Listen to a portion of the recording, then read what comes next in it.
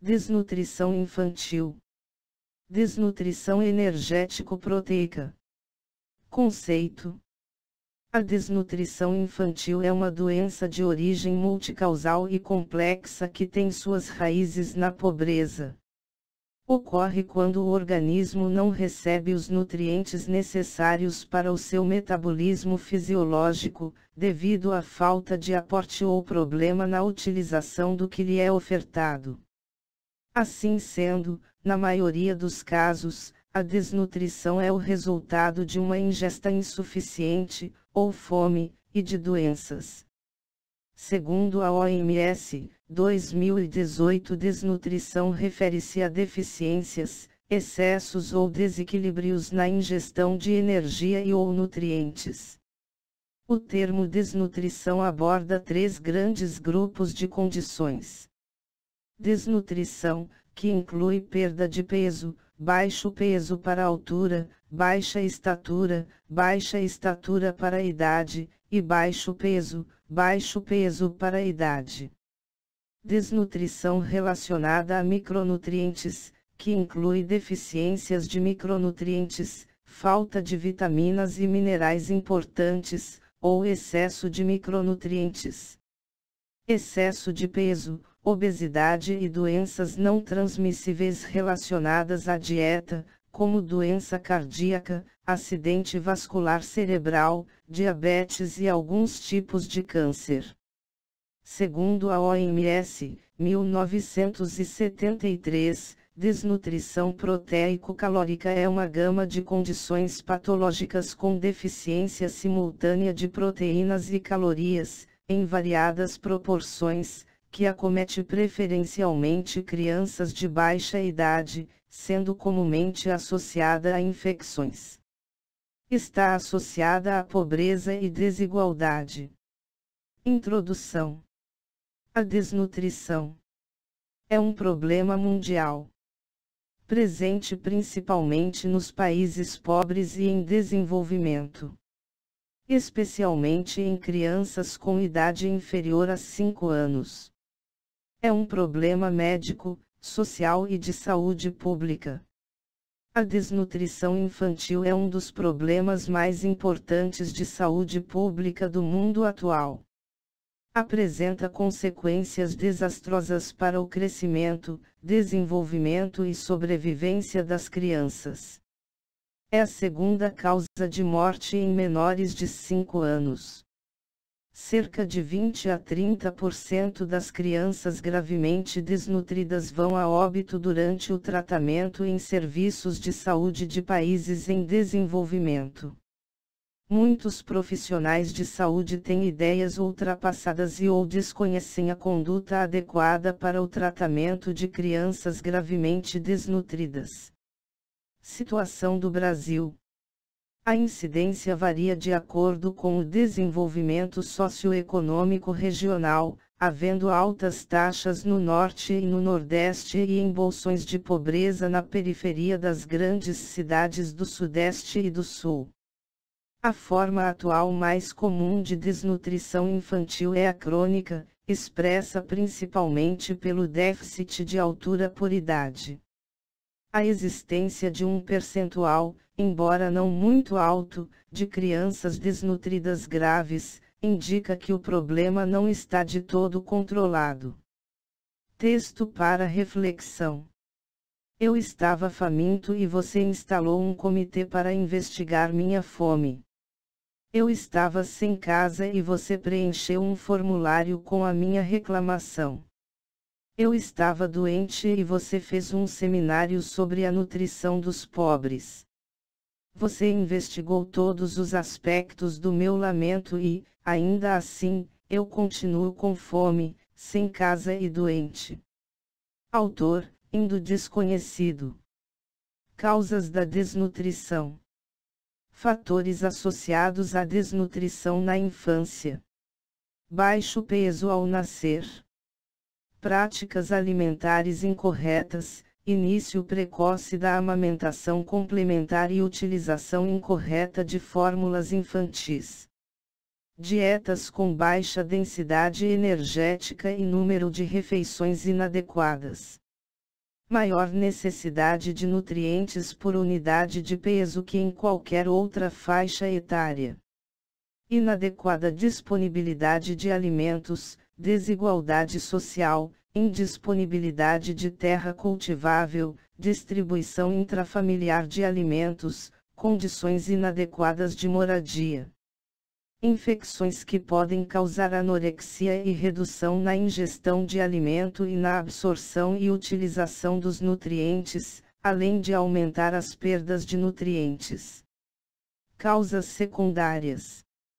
Determinada por patologias que acometem os processos relacionados à ingestão, digestão, absorção, metabolização e excreção do alimento. Exemplo: estenose hipertrófica do piloro, doença celíaca, diarreia crônica, diabetes mellitus tipo 1, insuficiência renal, AIDS, etc. Esquemas representando as causas da desnutrição. Esquema 1. 2. 3. Desnutrição energética proteica. Classificação. Quanto à intensidade, define a gravidade da desnutrição: leve, moderada e grave. Quanto à duração, indica o tempo de curso, identificando indivíduos emagrecidos, wasted, e ou, comparada de crescimento, stunted. Aguda, crônica e pregressa. Desnutrição energético-proteica. Quadro clínico. Formas leves e moderadas, características: diminuição do metabolismo basal, desaceleração da curva de crescimento e redução do tecido adiposo, anemia leve e moderada, ressecamento da pele e cabelos, alterações do desenvolvimento psicomotor, apetite ainda preservado. Quadro clínico: desnutrição grave na infância, características: sistema cardiovascular, débito cardíaco e volume circulatório reduzido, pressão sanguínea reduzida, perfusão renal e tempo de circulação reduzidos, fígado, síntese proteica reduzida. Classificação da desnutrição grave de acordo com as manifestações clínicas: cagiocor, marasmo, cagiocor marasmático, marasmo. Forma clínica de desnutrição frequente na maioria dos países em desenvolvimento, principalmente em menores de 18 meses.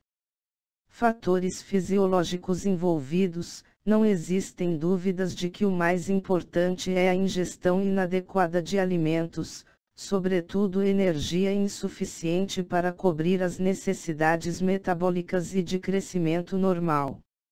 Sinais clínicos: criança com emagrecimento acentuado, gordura subcutânea ausente, desaparecimento da bola de Bichat, último depósito de gordura a ser consumido, pele frouxa, costelas proeminentes, atrofia muscular, hipotonia, irritabilidade e aspecto caquético e envelhecido. Cagiocor: a criança com cagiocor consome habitualmente uma dieta escassa tanto em energia como em proteínas. Fatores fisiológicos envolvidos: alguns autores defendem que, quando a ingestão de proteína é muito baixa em relação aos carboidratos, o que pode ser agravado pelas perdas de nitrogênio nas infecções, ocorrem várias alterações metabólicas que podem resultar em edema. Para outros autores, o cagiocor é uma desadaptação, de origem hormonal, à deficiência de proteínas. Outros atribuem a formação do edema a mecanismos endógenos relacionados a radicais livres. Não há consenso, portanto, sobre a etiologia do edema do Kwashiorkor. Sinais clínicos: forma edematosa de desnutrição acometendo crianças entre 2 e 3 anos de idade, com lesões de pele, cabelo e unhas enfraquecidos, hepatomegalia com esteatose hepática e hipoalbuminemia. Principais características clínicas no diagnóstico diferencial. Achados clínicos e laboratoriais, quadro 1.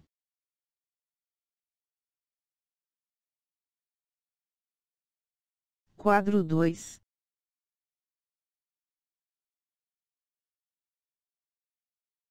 Imagem 1.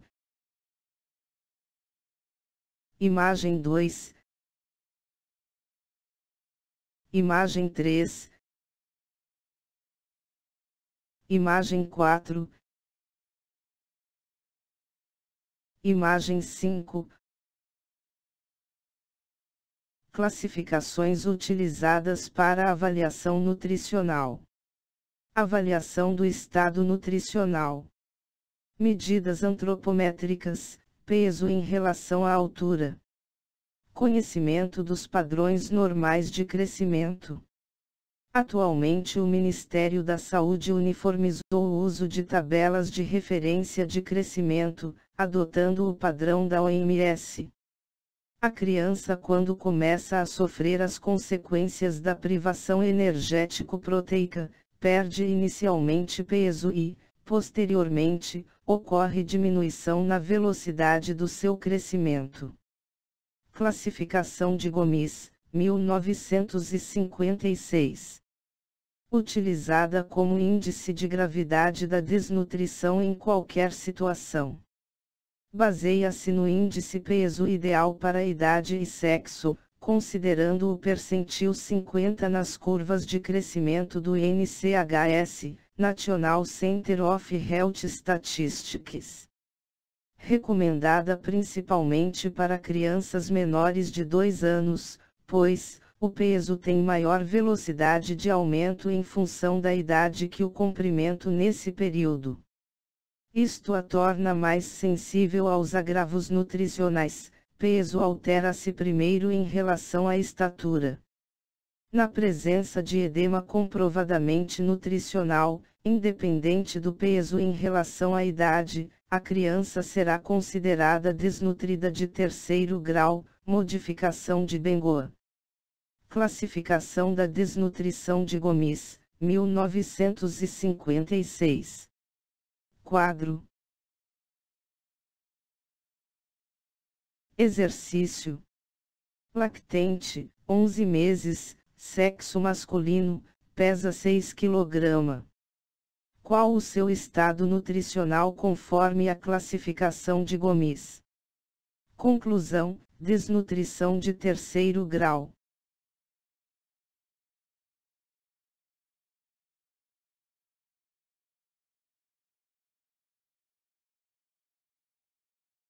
Desvantagens da classificação de Gomis. Curva NHS, National Center for Health Statistics, está desatualizada e não é bem aplicada a crianças brasileiras. As crianças que caem no percentil entre 5 e 20 podem não ser normais, falso positivo. Não permite a distinção entre aguda e crônica. Não permite diferenciar as crianças cujas deficiências de peso são devidas a problemas de crescimento e não nutricionais, exemplo, síndromes genéticas. Classificação de Waterloo, 1976. Baseia-se nos índices estatura/idade e peso/estatura. Utilizada para crianças de 2 a 10 anos. Nessa fase o crescimento é mais lento e constante, predominando o estatural. O peso varia mais em função da estatura que da idade. Os agravos nutricionais serão melhor avaliados pela estatura/idade e peso/estatura. Classificação de Waterloo, 1976, quadro. Exercício. Pré-escolar, 3 anos, sexo masculino, com peso igual 10 kg e estatura igual 90 cm. Qual a classificação nutricional de acordo com Waterloo?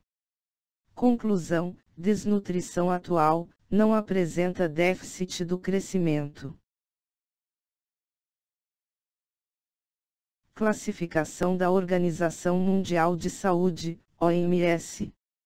Empregada para crianças de qualquer faixa etária. Essa classificação tem como finalidade identificar as formas moderadas e graves de desnutrição energético-proteica. A presença de edema comprovadamente nutricional classifica a desnutrição como grave. A comparação é realizada por Scorise. No primeiro trimestre de vida é recomendável considerar, para avaliação do estado nutricional, o ganho de peso médio de aproximadamente 20 a 30 gramas por dia. Caso haja um ganho menor ou igual a 20 gramas por dia, considerar a situação como risco nutricional. Classificação da Organização Mundial de Saúde, OMS, quadro. Desnutrição energético-proteica. Fisiopatologia. Utilização de reservas energéticas. Lipídios. Proteínas. Aumento dos hormônios catabólicos. GH, cortisol, glucagon, epinefrina, etc. Diminuição dos hormônios anabólicos. Insulina. Aumento da gliconeogênese. Equilíbrio metabólico compensatório. Repercussões em tecidos e órgãos. Diminuição da ingestão calórica. Alterações psicossociais. Estresse.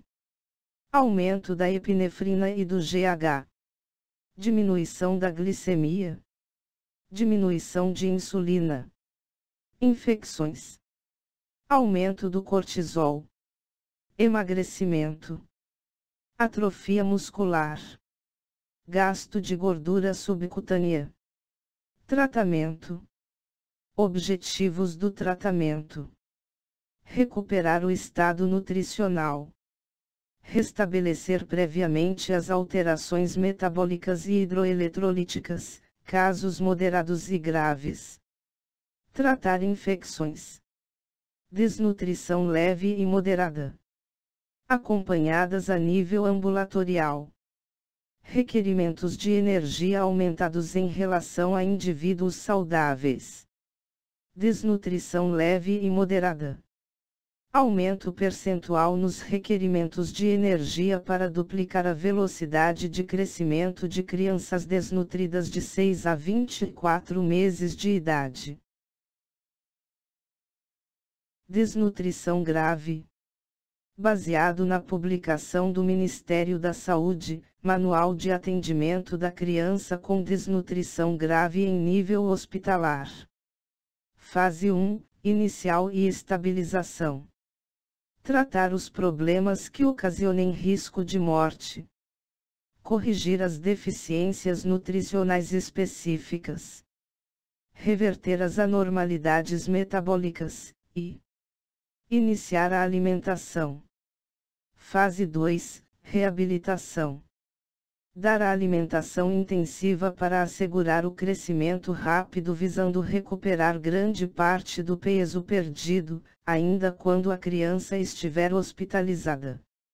Fazer estimulação emocional e física.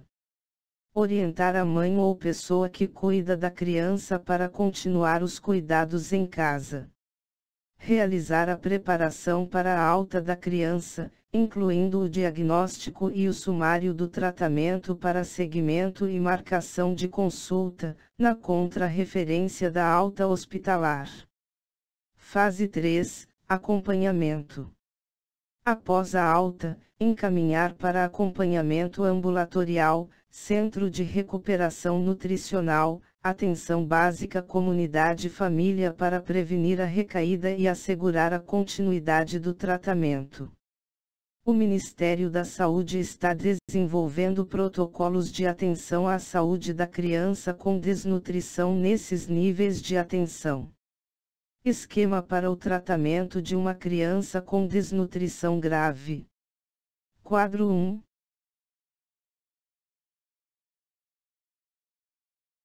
Quadro 2. Tratamento: hipoglicemia e hipotermia. Diagnóstico: hipoglicemia, criança com desnutrição grave cujo nível de glicose sanguínea é inferior a 54 mg por decilitro, menor que 3 mol por litro. O quadro clínico da hipoglicemia na desnutrição grave é inespecífico e, na maioria das vezes, se expressa como baixa temperatura corporal, temperatura axilar 36,5 graus. Provável presença de letargia, dificuldades de coordenação motora e perda de consciência. Sonolência, crises convulsivas e coma, são sinais de gravidade que podem levar à morte. Atenção! Sudorese e palidez habitualmente não ocorrem em crianças com desnutrição grave e hipoglicêmicas, como frequentemente ocorre nas crianças eutróficas. Suspeita de hipoglicemia: 1. Criança consciente. Suspeita de hipoglicemia: 2. Criança inconsciente. Tratamento: hipotermia. Conduta para manter a criança aquecida, que também são medidas preventivas da hipotermia. Utilizar a técnica canguru e manter devidamente cobertos mãe e filho. Agasalhar bem a criança, inclusive a cabeça, de acordo com a temperatura local. Cobrir a criança com cobertor previamente aquecido, friccionado, passado a ferro, especialmente em locais de clima frio. Colocar aquecedor ou lâmpada próxima à criança. Acomodar a criança em cama que deve estar em uma parte quente da enfermaria, livre de correntes de ar e, quando necessário, manter portas e janelas fechadas. Trocar frequentemente as fraldas, roupas e lençóis molhados para conservar a temperatura corporal da criança. Evitar exposição ao frio, exemplo, banho prolongado e exame físico em lugares abertos ou com correntes de ar.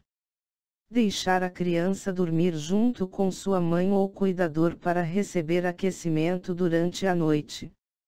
Monitorar a temperatura ambiente, recomenda-se, como ideal, em torno de 25 graus a 30 graus Celsius. Tratamento: desidratação e o choque séptico. Comparação entre os sinais clínicos de desidratação e de choque séptico na criança com desnutrição grave. Tratamento: desidratação. A via oral é a preferencial para a hidratação da criança com desnutrição grave. Usar a via intravenosa apenas quando há sinais evidentes de choque. Infusão intravenosa na criança com desnutrição grave tem riscos de causar hiperidratação e levar à insuficiência cardíaca congestiva. Componentes da solução de reidratação oral para crianças com desnutrição grave, Resomal. Composição química da solução de sais da reidratação oral para crianças com desnutrição grave, Resomal. Reidratação intravenosa. Enquanto a hidratação venosa está sendo providenciada, insira sonda nasogástrica e dê solução de reidratação oral, Resomal, por meio da sonda, 10 ml por quilograma de peso/hora. Dê 15 ml por quilograma de peso por via intravenosa durante 1 hora e monitore a criança cuidadosamente para sinais de hiperidratação. Monitore a criança na primeira hora enquanto está recebendo a hidratação. Fique ao lado da criança, e esteja atento ao pulso, e às frequências cardíaca e respiratória, e à velocidade de gotejamento do soro. Se não houver melhora, repetir a hidratação venosa prescrita por mais 1 hora.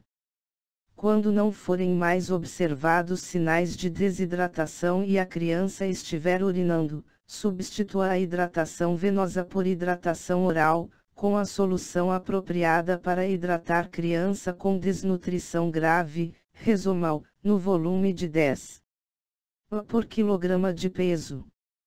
Caso a criança não aceite bem, administre o Resomal por sonda nasogástrica. Tratamento: choque séptico. O choque séptico pode ser reconhecido antes que a hipotensão ocorra, por meio de uma tríade clínica que inclui hipo ou hipertermia, estado mental alterado, criança letárgica ou inconsciente, enchimento capilar lento maior que 2 segundos ou 3 segundos. Como proceder? Remova a criança de imediato para a unidade de tratamento intensivo. Esta é uma recomendação importante da OMS. Enquanto espera a remoção da criança para a UTI, realize os procedimentos. Se a criança já não estiver em hidratação venosa, puncione uma veia para administração de medicamentos e soro intravenoso e, se possível, para coleta de sangue para exames. Comece a reidratação intravenosa imediatamente. Dê solução preparada com solução salina a 0,9% e glicose a 10%, na proporção de 1:1, resultando em uma solução a 0,45% de solução salina e glicose a 5%. É necessário saber o peso da criança para calcular o volume de fluido a ser dado.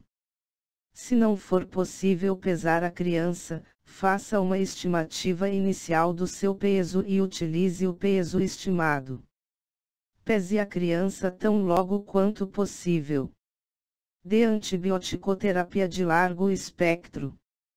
Mantenha a criança aquecida e faça a higiene inicialmente com pano úmido ao invés de banho de imersão. Verifique o pulso e frequência respiratória no início e, depois, a cada 5-10 minutos. Observe e reavalie cuidadosamente a criança a cada 5-10 minutos, para detectar sinais de hiperidratação e insuficiência cardíaca. Se houver algum sinal de insuficiência hepática, exemplo, púrpura, icterícia, fígado aumentado e doloroso, dê uma dose única de 1 mg de vitamina K1 por via intramuscular. Se a remoção demorar e a criança não melhorar, o acesso venoso deve ser mantido e os procedimentos acima devem ser repetidos até a remoção para a UTI ser efetivada. Tratamento: distúrbios hidroeletrolíticos. Para a correção dos distúrbios hidroeletrolíticos, realizada em paralelo com a reidratação, recomenda-se a utilização da mistura de eletrólitos e sais minerais com a composição indicada pela OMS, referenciada pelo Ministério da Saúde e pela Sociedade de Pediatria. Se a solução da mistura de eletrólitos e sais minerais não estiver disponível e se não for possível prepará-la na farmácia, há uma terceira alternativa para a correção dos distúrbios hidroeletrolíticos. Usar soluções de cloreto de potássio a 10%, 100 gramas de cloreto de potássio para 1 litro de água. Para cada litro do preparado alimentar inicial, fase de estabilização, ou do preparado alimentar para crescimento rápido oferecido, fase de recuperação nutricional, adicione 22,5 ml desta solução, em substituição aos 20 ml prescritos quando se usa a solução de eletrólitos e minerais. Do mesmo modo, para o preparo da solução de reidratação oral, Resumal: use 45 ml da solução de cloreto de potássio em substituição dos 40 ml da solução de eletrólitos e minerais. Usar soluções de acetato de zinco a 1,5%, 15 gramas de acetato de zinco em 1 litro de água. Administrar por via oral 1 ml por quilograma de peso por dia dessa solução. Cobre 0,2 mg por quilograma por dia, via oral. Administrar, via intramuscular, IM, 0,3 ml por quilograma de peso, máximo de 2 ml, de sulfato de magnésio a 50% em dose única. Tratamento: infecção. Presume-se que todas as crianças com desnutrição grave tenham infecção que frequentemente é subclínica, infecção oculta, e devem receber antibioticoterapia desde o início do tratamento. São indicativos de infecção grave, a hipoglicemia, a hipotermia, a letargia ou inconsciência, a incapacidade da criança de mamar ou beber líquidos ou ainda a aparência de estar gravemente doente. Tratamento: deficiências de micronutrientes. Todas as crianças com desnutrição grave têm deficiências de vitaminas e sais minerais. Toda criança com desnutrição grave que permanece com os olhos fechados é suspeita de lesão ocular por hipovitaminose A, e deve ter seus olhos examinados com atenção. As deficiências de minerais e eletrólitos mais importantes são as de zinco, cobre, magnésio, potássio e ferro. Devido ao risco do agravamento de infecções, a suplementação com ferro somente deve ser feita quando o estado geral da criança melhora e ela começa a ganhar peso, o que geralmente ocorre a partir da segunda semana de tratamento. Deficiência de vitamina A. A.1. Crianças sem manifestações clínicas oculares. Deve ser feita a administração rotineira de vitamina A, em dose única, de acordo com a idade, no primeiro dia de internação, exceto se a criança já recebeu a vitamina A, há 30 dias ou menos, da data de internação. Deficiência de vitamina A. A.2. Crianças com manifestações clínicas oculares. Estas crianças devem ser tratadas com megadoses de vitamina A conforme tabela abaixo. Lesões córneas indicativas de deficiência de vitamina A. Tratamento da deficiência de outras vitaminas. Outras deficiências de vitaminas são também comuns na desnutrição grave, como as de riboflavina, ácido ascórbico, piridoxina, tiamina e de vitaminas lipossolúveis, K, E e D. Suplementação vitamínica medicamentosa feita de modo alternativo. Em alguns casos, o acréscimo dessas vitaminas aos preparados alimentares pode alterar o sabor, prejudicando a aceitação pela criança. Nesse caso, recomenda-se a administração direta da suplementação de vitaminas hidrossolúveis e lipossolúveis disponíveis no comércio, por via oral.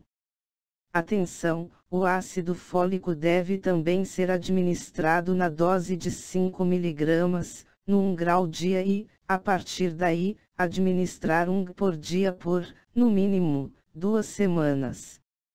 Nota: como a maioria destes complexos estão associados a minerais, é importante certificar-se de que eles não contenham ferro em sua composição, pois este só deve ser dado a partir da segunda semana de tratamento depois que a criança começar a ganhar peso.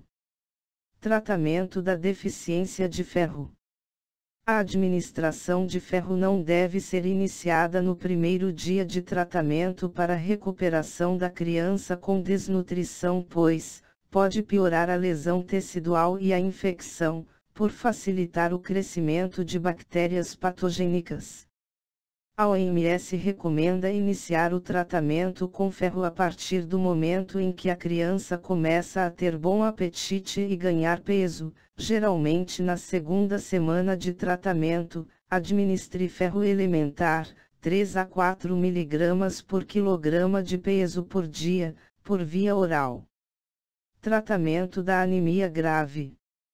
Níveis de hemoglobina abaixo de 4 gramas por decilitro, anemia muito grave, ou entre 4 e 6 gramas por decilitro, anemia grave, estão associados a dificuldades respiratórias, e sinais de insuficiência cardíaca, taquicardia e hepatomegalia. O tratamento deve ser feito com papa de hemácia, 10 ml por quilograma de peso, infundida lentamente, durante um período de 3 horas.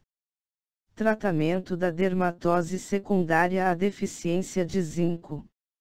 A deficiência de zinco é comum em crianças com cachiocore e cachiocore marasmático, e as lesões de pele que apresentam, melhoram rapidamente com a suplementação com zinco. Outras medidas podem ser adicionadas para ajudar na recuperação. Nas áreas afetadas, por 10 minutos, utilizar compressas de gases embebidas em solução de permanganato de potássio a 1%.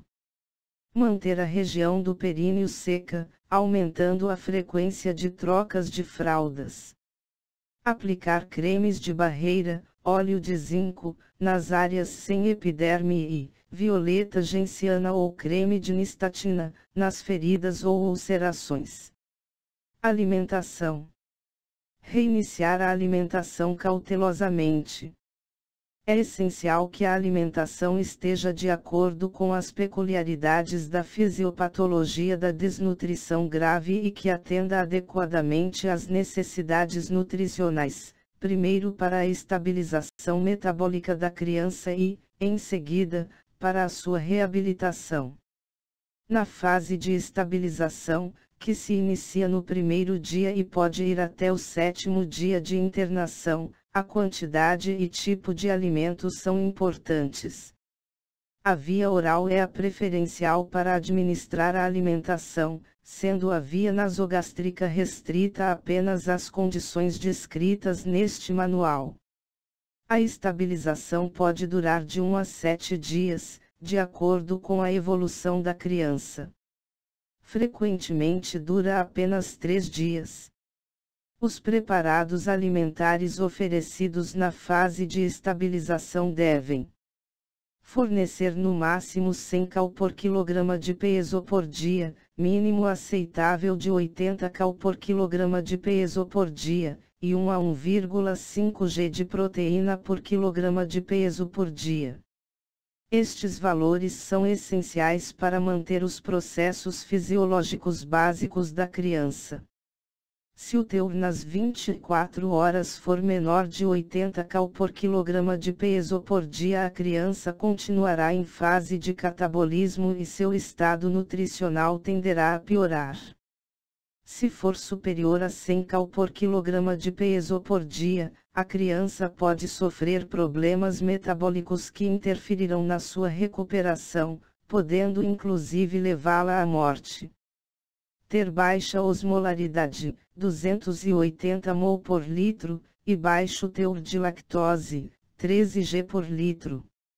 O preparado alimentar inicial contém 75 kcal por 100 ml e 0,9 g proteína por 100 ml, e é o recomendado nessa fase do tratamento porque é o que melhor atende às características fisiopatológicas e às metas nutricionais estabelecidas. Oferecer de 2 em 2 horas, dia e noite. As refeições noturnas são muito importantes para a boa evolução da criança. Oferecer por via oral. A administração por sonda nasogástrica só deve ser feita se a criança não aceitar o equivalente a 80 cal por quilograma de peso por dia. Se a criança estiver recebendo leite materno, continue a amamentação, garantindo a manutenção da técnica adequada. Assegure-se que ela receba primeiro o preparado alimentar, pois o valor calórico fornecido pelo leite materno, nesse caso, não é suficiente para assegurar a velocidade de crescimento rápido que a criança com desnutrição grave necessita para atingir a sua reabilitação. Nas crianças menores de 4 meses com possibilidade real de relactação, tente esse procedimento somente após a fase de estabilização. A alimentação por via intravenosa só deve ser indicada em casos de extrema gravidade e sob critério médico, em situações nas quais haja condições adequadas para a sua realização. O volume do preparado alimentar inicial deve ser de 130 por quilograma de peso por dia. Volume e frequência da oferta do preparado alimentar. Esquema para alimentação utilizando o preparado alimentar inicial que oferece 100 cal por quilograma por dia. Preparados alimentares para crianças com desnutrição grave em tratamento. Obrigada.